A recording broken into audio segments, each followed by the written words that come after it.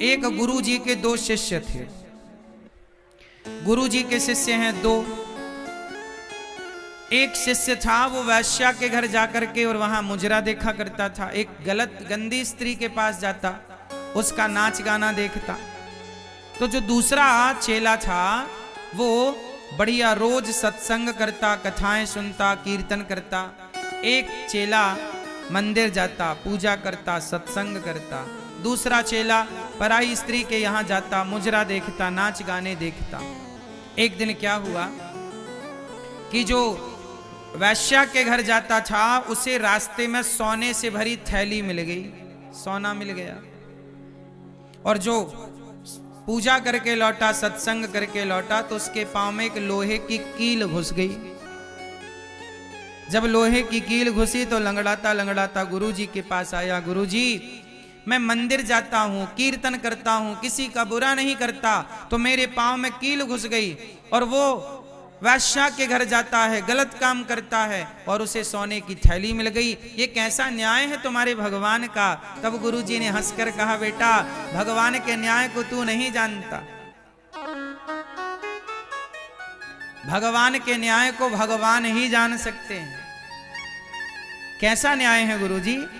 गुरुजी बोले, बेटा, तुम केवल वर्तमान को जानते हो, प्रेजेंट को समझते हो, जबकि भगवान तुम्हारे बीते हुए कल को और आने वाले कल को भी समझते हैं। कैसे गुरुजी? तब गुरुजी ने कहा कि बेटा, उसे जो सोने की थैली मिली है ना, वो पिछले जन्म में बहुत पुण्यात्मा था। आज के दिन उसे कहीं का राजा बनना था। आज उसके भाग्य में राजा बनना लिखा था, पर उसने एक वैश्या की संगति करके, गलत काम करके अपने सारे पुण्यों को गवा दिया। और राजा तो बन ना सका, पर थोड़ा सा सोना मिल गया उसे। मिलना था खजाने बड़े बड़े, लेकिन पाप किया इस जन्म में तो उसके बहुत सारे पुण्य नष्ट हो गए और जरा से पुण्य रह गए। इतना सा सोना मिला है, जबकि आज उसे क्या बनना था? राजा। और जो तुम हो ना, आज तुम्हारी जीवन लीला समाप्त होने वाली थी, आज तुम्हारी मृत्यु होने वाली थी, पर तुम भगवान के भक्त हो तो भगवान ने तुम्हारी भक्ति को देखकर, तुम्हारी शरणागति स्वीकार करके, तुम्हारी मृत्यु को भगवान ने कृपा करके एक लोहे की कील में तब्दील कर दिया। जरा सा तुम्हें चोट लगी, जरा सा तुम्हें ठोकर लगा और तुम्हारी मृत्यु बदल गई।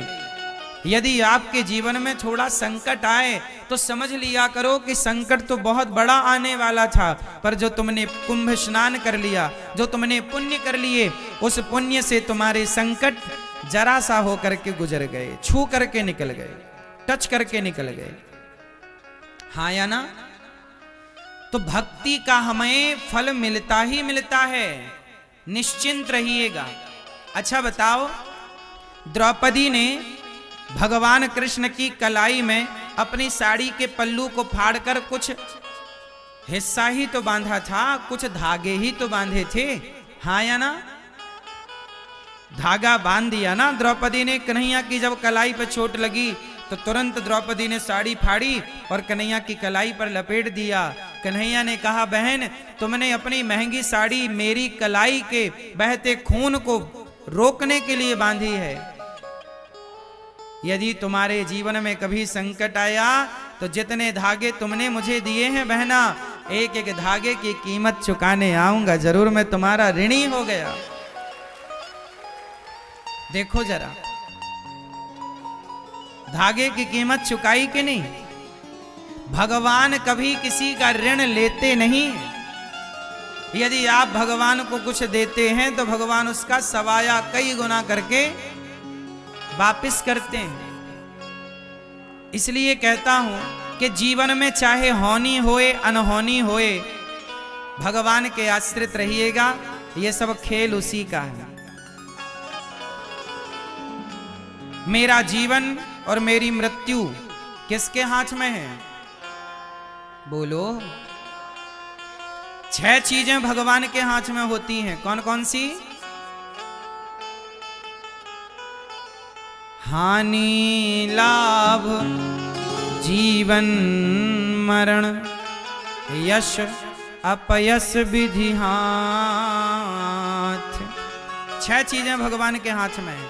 हानि, बोलो हानि, बोलो हानि, लाभ, जीवन, मरण, यश, अपयश।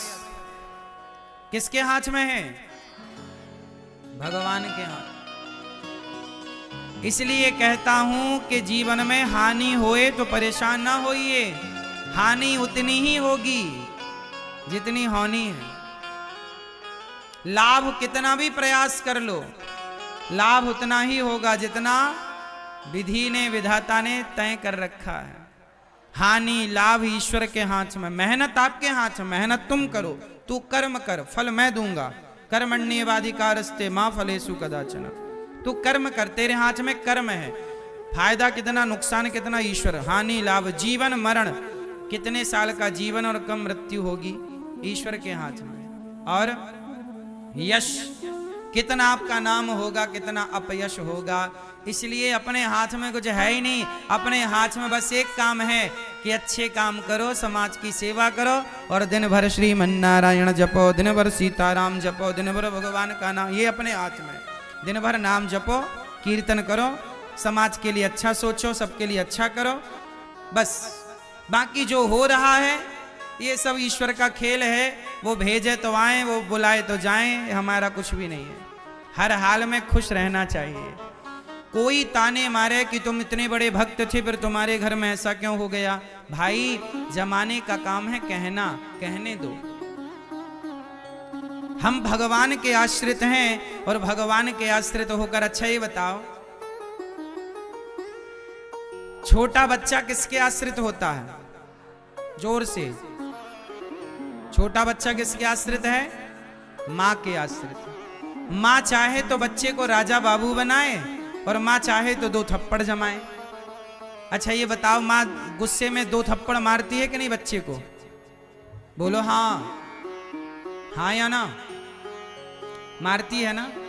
तो जब थप्पड़ मारती है तो क्या बच्चा माँ का आश्रय छोड़ देता है? बोलो। जब माँ 2 थप्पड़ मारती है ना तो रोते हुए माँ को ही देखता है बच्चा, हाँ या ना? जब छोटा सा बच्चा थप्पड़ खाकर भी माँ का आश्रय नहीं छोड़ता तो तुम्हारे जीवन में छोटे मोटे संकट आ जाएं, कभी कोई विपत्ति आ जाए तो उस संकट विपत्ति में भगवान का आश्रय क्यों छोड़ देते हो? रोते हुए भी उस ईश्वर की ओर ही देखो कि प्रभु आपके सिवा हमारा कौन है। 2 थप्पड़ मारती है माँ तो प्यार भी तो करती है, वही तो राजा बाबू भी बनाती है। ऐसे ही है, जो भक्त जीवन में थोड़ा संकट पाकर भगवान से दूर हो जाते हैं, भगवान फिर उन्हें राजा बाबू नहीं बनाते। और जो दुख विपत्ति पर भी भगवान के चरणों से लिपटे रहते हैं, भगवान उन्हें राजा बाबू बना देते हैं, भगवान उन्हें बड़ा बना देते हैं। ये मेरे आश्रित है। आप भी यदि जीवन में भगवान के आश्रित रहेंगे तो आप सबसे सुखी रहेंगे। आप दुखी इसलिए होते हैं, आप परेशान इसलिए होते हैं क्योंकि आप भगवान का आश्रय छोड़ देते हैं और हर क्षण। अच्छा ये बताओ, जीवन में मुसीबत संकट आता है कि नहीं? परेशानियां तो आती है ना। कुछ लोग आपके पड़ोसी, समाज जानते हो क्या ताने मारता है? एक मैया का बेटा भगवान के घर चला गया तो लोगों ने ताने मारे, लोगों ने कहा रे तुम तो बहुत बड़े भक्त थी, तो बताओ तुम भक्त थी तो तुम्हारा बेटा भगवान के घर क्यों चला गया? तुम तो भगवान की बड़ी पूजा करती थी। अच्छा देखो, यदि भक्तों के घर कोई दुख आ जाए ना तो दुनिया ये बात जरूर कहता है कि तुम तो बहुत बड़े भक्त थे, तुम्हारे ऊपर ये संकट क्यों आ गया? तुमने तो भगवान की बहुत पूजा की, तुमने तो बहुत व्रत जप तप किए, सदा अच्छे मार्ग पर चले, फिर तुम्हारे घर में ये संकट क्यों? ऐसा क्यों हुआ? कभी किसी भक्त पर कोई संकट मुसीबत आ जाए तो जमाना ये सवाल जरूर करता है कि तुम पर ये संकट क्यों, तुम पर ये मुसीबत क्यों? तो मैं आपको बताऊं, जमाना भले आपको कहे कि तुम पर ये संकट क्यों, लेकिन मैं आपको बताऊं कि जमाना ये बात समझ नहीं सकता। जो भगवान के आश्रित होता है देखो आश्रित होने का प्रमाण क्या है। आप लोगों ने नरसिंह जी का नाम तो सुना होगा। नरसिंह मेहता, जिनकी बेटी के यहां मायरा भरने स्वयं भगवान आए थे। नानी बाई का मायरा बड़ा प्रसिद्ध है समाज में, भगवान मायरा भरने आए। जब नरसिंह जी का बेटा जवानी में भगवान के घर चला गया, मृत्यु हो गई पुत्र की, तो लोगों ने कहा नरसिंह आप रो नहीं रहे हो, आपका बेटा चला गया भगवान के घर। नरसिंह जी बोले ये बताओ कि मेरा बेटा आया कहां से था, कहां से आया था, आपका बेटा कहां से आया है।